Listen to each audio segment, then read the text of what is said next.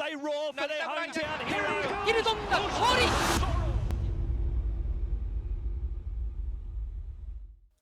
There are a few iconic performances at Sha Tin, famous for their authority, supremacy and domination. Rulership's demolition of the 2012 QE2 field is one such performance that lives long in the memory. From Spencer. White's come off the fence and Rispoli takes the run on the Japanese runner Rulership. And Rulership races to the lead and kicked away from Fei and Treasure Beach. Zidane runs on the fence. Then Pure Champion. Irian thumbs up in California Memory, but away goes Rulership. He's destroying his rivals in the QE2 Cup. Zidane thumbs up in California Memory. Sweet orange when it's all over. But Umberto Rispoli takes out the QE2 Cup on Rulership. Wins it by 4 lengths to... I'm Andrew Le Jeune. This is The Race, brought to you by Idle Horse. And today's guest is globe-trotting Italian ace Umberto Rispoli on board Rulership for that magical performance. Umberto, that must have been a very special day for you. Hi, Andrew. Thanks for having me. Definitely, yes, it was probably still the best memory I have in my life as a rider. Such a being. I've been really blessed to be on a horse like him. And last summer, I also had the chances to go and visit him in Japan at the Shadai farm when I went for the jockey challenge in Japan. So I haven't been seeing him for a long, long time. And this is going to be his last year as a stallion, and then he's going to enjoy his life retire. Take us back right to the start then. How did it come about? How did you get the ride in the first place? Was it something that was a long plan in the making, or did it happen all at the last minute? Well, no, I think, I mean, from what I remember, I had the chance, the opportunity to ride him in Japan the year before I came to Hong Kong as a rider. I won a Group 2 in Kyoto. And I remember Mr. Sumi, the trainer, he really wants me to ride this horse because he said he needs an European hand. He's a horse. He was very keen, very strong in the morning, and he was very goofy as well. It was an easy horse to ride, and his best skills was to race up into the gate just before the gates crashed. So it wasn't an easy horse, but you would feel in the morning the potential, the quality, the class. Then a Group 1 horse have it. So I remember he come out of the gate that day in Japan with me. I was actually pretty wide on the track, and but I remember Sumi say, just don't take a hold of him, just to grab him, and he's gonna be okay. Definitely, we won pretty easy. We smashed the field. I actually beat Rose Kingdom, the winner of the Japan Cup of the years before. So I was pretty sure then I find a very good horse in my life. Then what happened was on my last day of contract in Japan, I stayed in Japan to won the Takamatsuno Miyakinen on the Kinshasa no Kiseki, and Rulership on the night before he went to the Shima Classic in Dubai. Christophe Soumillon rode him, and unfortunately he pulled too hard that day. He ran 5th, but it was an easy horse to ride. I mean, Christophe is a legend. He's one of the best rider I ever met in my career, so he gives some hard time to him as well. Then once I decide the following year to go to Hong Kong, I was struggling. My first month in Hong Kong was so tough. I couldn't buy a winner. You know how tough Hong Kong is, Andrew. Tough competition, tough riders. It was probably one of the best roster of riders I ever met in my career. Being all those good riders around me, it was very tough. All of a sudden I started winning races, and for the QE2 I have no rides. So at that time my agent Takaya Kimura from Japan, he called me. He said, do you have a horse running in the Queen Elizabeth? And I say, at the moment I have nothing. He said, well, I think Mr. Sumi wants to take a shot to come to try to win the Queen Elizabeth with the Rulership. I say, okay, perfect. I give it to you the call, and just let me know. So a couple of days later, Japanese people are pretty straightforward. Once they decide to go somewhere, they blink the eyes twice and go. So they give me the call. I was so happy. It definitely was a very tough year too. There was a lot of good horses. I remember Fei won the Derby that year. Treasure Beach, Chinchon was Ryan Moore come to ride him. Pure Champion, Thumbs Up, California Memory, those legends of Hong Kong racing. So it wasn't the easiest KA2 in the world, but that's how it happened. Then I got to the Mount of Rulership in the Queen Elizabeth. On paper, it did, as you said, look a very even race with some great local horses and the internationals as well. What was the sense going into the weekend in terms of his winning chances? And I assume you'd ridden him in track work then that week when they arrived. Yeah, actually, they decided to don't let me work with the horse on the grass. I just galloping him on the dirt that day, and trust me, it made my arm tired. It gave me some hard time to go around the track, Sha Tin. I mean, we were a little bit afraid because once he landed in Hong Kong the week before, for the first 3 nights, the horse didn't eat. He was absolutely against the food. He was in a bad mood. And this is something that I knew at the day when we went to draw for the Queen Elizabeth. So I remember I go and pick up my draw because I was there, Sumi was there, and my agent was there. So Mr. Sumi say, "You're going to get your luck. I'm not gonna go and pick up a number for you." So basically, I remember there were 2 numbers left, the 2 and the 8. That's the 2 numbers left. So I go pick up the 8. I was so and so. Then I figured it out. Then in Hong Kong it was a lucky number. So I said, okay, it might be. But yeah, all the process of going through the race, obviously, I don't really remember who were the favorite at the time. I was one of it, but obviously, totally respect to California Memory, Zaiden, Sweet Orange, Thumbs Up. They were such a huge. I mean, there was all those horses have been working very well all the weekend. So, and I was always afraid, and he was no eating. He was in a bad mood, and it can be a very naughty, because I remember going to the gate. I have some pictures like with his heads right up in the air, and I take him away from the pony, and he's just trying to run off with me. I mean, it wasn't a really easy horse. The race went. I was very lucky because if you see the shot from the camera front, just before the gates crashed, he has one leg, his legs are crossed up front, and he's doing this with one of his legs just before the gates open. But I do remember I asked the guy who was on the gate with me, I said, just be there, don't touch him. Just to stay next to him, just don't touch him. I don't want you grab his mouth. So he was actually looking at him, and for X reason, boom, he bounced out from the gate pretty well. He really jumped like he never break in his life, that in his life, like he did with me in Japan. Speed was from outside, I knew it, but obviously, breaking that good, I said, okay, there's the chance to go forward. And I see Douglas come outside with a Fei Fei, and obviously Treasure Peach with a Jamie on the outside. I decided to shuffle on the fence. I still remember Wilson Marwin yelling at me, whoa, whoa, whoa. I say, I can get 3 days, I don't care. I need to get that fence. So I actually make a motion, a little bit of checking. With Olivier was screaming behind me with the Zayden, but my target was to go just right behind the leader. And but Andrew, I can tell you, I remember since we crossed the trainer stand, going to the first turn, until I let him run, his head was down, and I was just a passenger, a real passenger. I remember I have Andrew Suborix on my outside with the Pure Champion, and he eating the last turn. Andreas looked at me and said, if you loaded, I say, if you have no horse, I'll let you out. I say, well, for the moment I am, but obviously, we're racing the Queen Elizabeth, there is no gift from anybody. And I remember then going on the backside, on the backstretch, Douglas is away from the fence, and Fei Fei never been on the front before. So he was the youngest horse in the field, and he was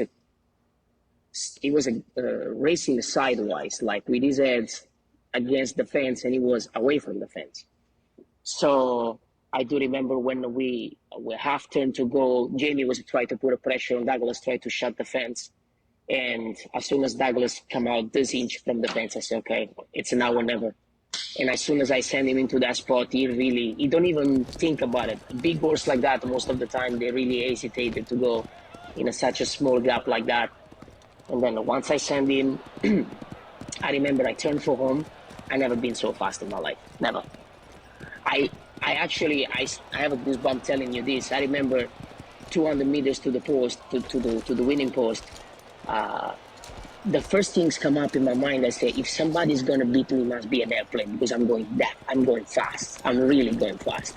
So then I had a chance to look at the big screen. I was clear ahead, 4 lengths ahead, and I was ready to make a jubilation. I was what I'm gonna do.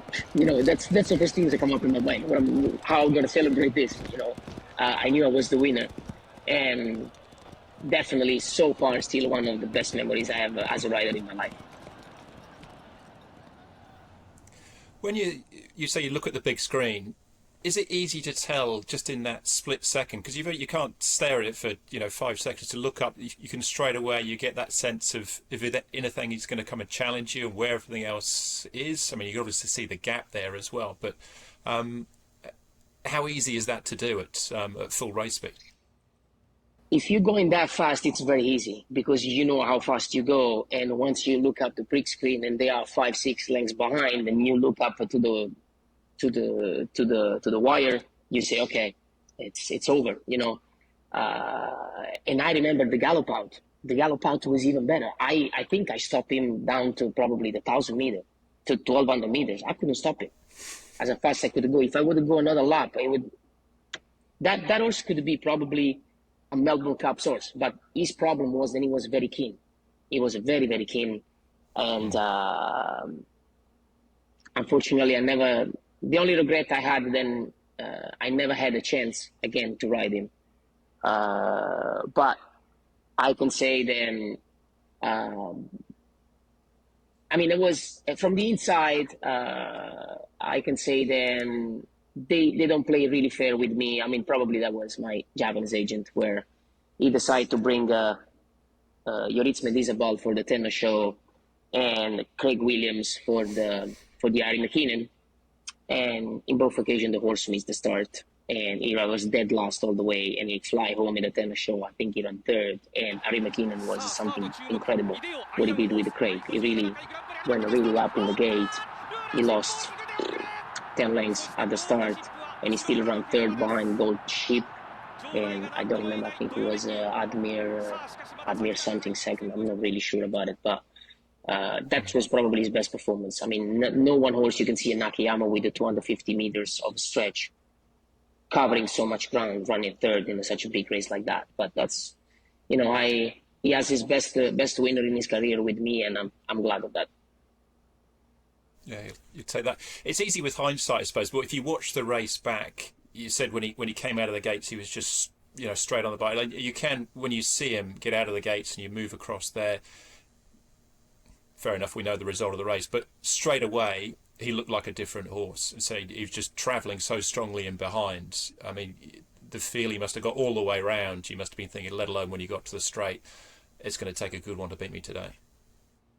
Well, definitely, because we were very slow. The first part of the race was very slow. Douglas was trying to go slow, so again, going to get the fence. And actually, I said to myself, well, now he's going to sit behind the horse. He's going to relax a little bit. No, he never relaxed. Was not even relaxed. The fact he has such a long stride, a big stride, powerful stride, then you're thinking that he's pulling, but he wants to go his own speed, And that's basically, if you go back and watch the race in Japan, I was on the outside and just let him doing his own thing. And then you press on the button, he responds like a flyer, like a miler horse, a turn of foot, unreal. And at the top of the straight, even given the conversation with Andy as well, it did look for a moment like you thought, I'm going to shift out, but then the gap appeared, and he just, he quickened through that gap so quickly. It was, he put the race to bed in just 2 or 3 strides, basically. To be honest with you, I never think that I could get out of there. Because, as far you turned for home and, Treasure Beach was still outside Feifei. As far as Feifei could, accelerate a little bit and open the gap, which I can push Jamie out. But I don't know. I was just looking for that gap on the rail, and I had the feeling. I said this horse is going to come out of the rail, and actually, the horse. I will not say Douglas, because Douglas is a champion rider, so Douglas would never let somebody through on the inside. But I do remember when the horse was going against him. That was just way before we turned for home. So once I sent the horse in, Douglas was trying to shut the door, and I remember I said, Dougie, no, too late. So I mean, you would have dropped me on the other side of the rail. And I remember Douglas kind of smiling at me after once we come back. I said, thank you. I said, but it was too late to come back in. He said, well, I had no horse to keep you there no matter what. So, but basically that's what happened. And it was your final day there in Hong Kong as well. So I'm sure that played a part in terms of you saying about, what am I going to do? How do I celebrate this? High in the irons. Say that image. I'm sure you've got plenty of photos around the house as well of crossing the line there. And the fact that it was your last day sort of put an exclamation mark, I suppose, on your stay. Definitely, it did it, because I do remember then. I walk out of the jocks room after the races, and actually I end up my day, I think there was a race 10, something like that, and I think it was my last race of the day. I walked out, John Moore was there. And John, I remember he said, hey, congratulations, well done, it was a great win. I said, yeah, it was good. He said, it's your last day here. I said, yeah. But I say, if you let me ride the stanchion next week in the Champion Mile, I will stay, because that's the horse that's going to win. Because, I'm sorry, I think James McDonald rode him that day. James, yeah. And he said, no, I have a James McDonald for the horse. I said, well, I would have stayed for a reason, but I said, better I go back home. And the horse won actually the Champion Mile that day. So I knew that horse was going to win. It was working lights out, and at that time it was probably the best miler we had in Hong Kong. But yeah, that's how it works out. And after, it was easy for me to, I would say not easy, because Hong Kong obviously is never easy, but it was more, I got all the year around with a jockey club, but then asking me to go every winter, and then before I decided to move full season for a few years when I met you over there. So, but yeah, that's how we go. And how is it riding for Sumi and Sunday Racing as well? One of the sort of not just giants in Japanese racing, but in world racing too. Look, to me, Sumi is one of the best trainers I ever met in my career. As a far, he couldn't really speak a lot of English, but he's a guy that he never had a scare to travel before. Now in Japan they have a Yagi Sensei, which is a funny guy. It's a very lovely person, which he likes to travel with his good horses, because before Japanese they never used to travel a lot. Instead to go to Australia, try to win the Melbourne Cup. Now they really go everywhere around the world. But yeah, work with Sumi was fantastic. I win a lot of races for him, obviously for Northern Farm, for Mr. Yoshida, for Katsumi, which I saw him last year with Christophe Lemaire and Fujisawa, another Hall of Fame legend over there, probably one of the best. It's a good old disrespect that those people, those Japanese people, they have for you after such long years passed over there. I have great memories in Japan, and obviously, it's good to learn them culture, how they live horse racing, how they respect the horses. But definitely, I would put Sumi probably in my top. I would say top 10 trainer with I work with. Then I work with. Did you ever think about you've had the short-term licenses, and you rode in the International Jockey Challenge as well. Did you ever think about going there full-time? I suppose, but there's probably prior to, Mirko was riding over there, it's prior to him being full-time, but you've obviously got a natural affinity with languages. You're fluent Italian, French, English as well. How's the Japanese? You forget Spanish as well, because I learned Spanish. Oh, Spanish, sorry. My Japanese is still okay. My Japanese is still okay. I definitely thought to go over there full season, but I'm having a great time right now in America. So Obviously, if you have to grab your backpack and go by yourself, it's different. But when you have a wife, two kids, and two dogs, you have to think about it. So it's a big step. It's a big move. Obviously, Kimberly loves Japan. She's been in Japan with me a couple of times. And listen, I don't know nobody that doesn't like Japan. It's probably one of the safest countries in the world, which it's very important in society where we live today. I think it's a perfect and great environment where you want to make growing your kids. But honestly speaking, I thought about it, but decision is far away to take it to go over there for season. Which I think I would learn Japanese probably in 6 months. If I ask myself to learn Japanese in 6 months, I will learn Japanese in 6 months for sure. Well, maybe it's something you can come back to in time. I know when we were talking about this in the build-up, Umberto, you were tossing up in terms of the races that meant the most to you, very special to you. This one obviously is, and is very high on the list. But you were thinking about some of your earlier success in America as well, in your first Grade 1. What was the difference between doing that when you made the switch to America and a race like that, as you're leaving one jurisdiction to when you're starting into another? How different are those feelings or those emotions? It's a totally different because before I make a step to move to America, I never know nothing. I didn't know nothing about how lives in America. I never been in holidays. Sometimes before you move in a place, you go for holiday, you go for look, you say, okay, I like this place. I can adapt it myself. I can take my family. For me, it was you go from one continent to another. You go from Asia to America. It's totally different. Totally, absolutely different. And when you go from Hong Kong to California, it's a day and night. Lifestyle is totally different. Obviously, and as well, when we landed here in California, COVID had just started. So for us, it was twice harder to stay in a place than we don't know much about it. You have to stay at the house for 3 months, 4 months, 6 months, whatever the time we spend to stay in the house. So it was very tough at the beginning on the lifestyle side, but I couldn't see right away myself riding in America. I always followed American races when I was a kid. I dreamed to one day to ride the Breeders' Cup, the Kentucky Derby, and those things, they already happened. So now the other dream is to win one of those.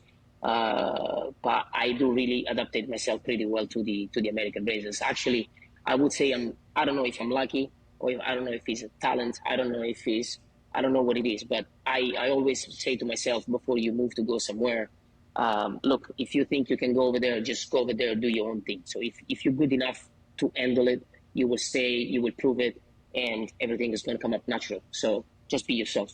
It's pretty simple. Yeah, absolutely. I had a good definition of lucky is when preparation meets opportunity. I think that's probably the key there. Rulership was obviously very special and possibly life-changing moment for you as well. Another thing I did want to talk to you about, Umberto, is one of those moments that you might want again. I know you're a big football fan. I'm sure there's plenty. If you look to any big international game, the strikers missed a shot in front of goal or the penalty or something like that. Is there one race that you could wish you could have again, a do-over? And I'll give you an example. Tommy, who we spoke to before, Tommy Berry, his was the Werther in the International Cup when Time Warp led from the front. He said that's the one that keeps him up at night. I don't think you rode in that race, but you'd certainly been there that day. I think I was there, but it was what 2000. It was 2020. 17. No, 17. Was it 17? Yeah, definitely I was there. Definitely I was there. Yeah. That was. I mean, that time work performance shocked all Hong Kong. But there's a type of races then you can't predict that. So, as a rider, I probably understand what Tom's feel, but there is many, Andrew. There is a lot of races, but another races then probably. I wish I could. I mean, I'm somebody then I really take bad when I get defeat, obviously. But I mean, Hong Kong, I don't really remember I mean, that day I rode Amber Sky, he really walked, and he was the best sprinter we ever for a few years. But with me that day, he just walked. He need the race, and he didn't run well. But I would go probably with the one race that I have close here. Was the Breeders' Cup on the smooth, like straight, the Breeders' Cup mile when I got beaten by Space Blue. I don't know. He would have beat me. He would not beat me if it wouldn't happen. Then my horse lost both shoes around the turn. So, but this we figured it out later. We didn't know. Just right there. Definitely, Space Blues was the best miler in Europe. Godolphin and William is such a good friend of mine. I wouldn't tell you it was a pleasure to go beat by him because it's never a pleasure. But if somebody has to beat you, you wish always the favorites beat you against the bigger set. I remember I went to the lead and everything was fine, but William just had a better trip than I. I was on the lead; he was just right behind me. The horse was outside of him. He couldn't take him a little bit, more boxed, which he had a free run coming at the top of the stretch. My horse kicked pretty well, but obviously with the without two shoes, sometimes it would affect a little bit. I got beaten by a neck, half length, something like that. So, and it was one of the races that I always want to win, the Breeders' Cup Mile. As I told you, when I was a kid, when you say the Breeders' Cup Classic is the biggest one, but as a big fan of turf racing, I think a Breeders' Cup Mile, Breeders' Cup Turf, they're the most excited races of the day, for sure. Yeah. And there's so many great European champions as well, which I suppose you grew up watching, have won that race, the Miesks going back all the way back to the 80s. Yeah. Do you torture yourself then? Do you go back and watch it, or do you just try and move on? Oh, I watch it. I do watch it, and I can't not watch it when my son go back and say, hey, Dad, that's the day you ran second in the Breeders' Cup, so you have to watch it. So. But I think, I'm that person then, Andrew, we know each other since a long time. And most of the time, I watch more replays when I lose racing than when you win. Because when you win, most of the time, you're doing a good job. When you lose, you have to figure out what your mistake. So you learn from your mistakes. And, there is a people, then they get upset and say, oh, I don't want to watch this race back. It really hurts me. I don't want to see this. No, I want to see this. It hurts me, but, builds me being stronger, teach me where I mistake, what should I do better? There is anything could I do better? It's always a question mark, and we always can do better. We never stop learning in our job. So I always do that. I've been doing that for 19 years right now. So, and I'm not going to stop right now. All right. Well, when you have the Breeders' Cup win, we'll come back and we'll talk about that as well. Just before we let you go, Umberto, what I want from you is absolutely is a suggestion for you for future guests as well. Who should we get on? Well, I have a few in mind. I mean, you need somebody that can tell you. Well, you're not limited to one. Give me a couple. Okay, I would say obviously I have to tell you my father-in-law Gerald. He just retired and is become a trainer, but I think his best memory probably would be the Melbourne Cup. So it's something then our friends in Australia they really enjoy it. He told me then that day he feels like better than Michael Jackson when you won the Melbourne Cup. So he could be one. Obviously Frankie, he has always something to say. Obviously Frankie, Frankie's Frankie. And I also would suggest William Buick because we're good friend.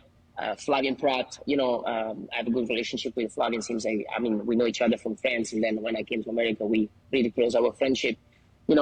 I think there is a lot of great riders where you can go and ask some good winners and some bad defeat. Probably they have some more bad defeat than me, and